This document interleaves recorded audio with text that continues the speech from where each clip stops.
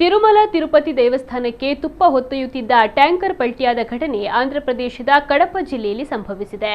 ಇಲ್ಲಿನ ಜಮ್ಮಲಮಡಗು ಕ್ಷೇತ್ರದ ಕೊಂಡಾಪುರಂ ಮಂಡಲದ ಚಿತ್ರಾವತಿ ಸೇತುವೆಯ ಬಳಿ ಈ ಅಪಘಾತ ನಡೆದಿದ್ದು, ತಿರುಪತಿ ಲಡ್ಡು ತಯಾರಿಕೆಗೆ ಬಳಸುವ ಸುಮಾರು 21,000 ಲೀಟರ್ ತುಪ್ಪವನ್ನ ಈ ಟ್ಯಾಂಕರ್ ಹೊತ್ತು ಸಾಗಿಸ್ತಾ ಇತ್ತು. ವಾಹನ ನಿಯಂತ್ರಣ ತಪ್ಪಿ ಪಲ್ಟಿಯಾಗಿದೆ.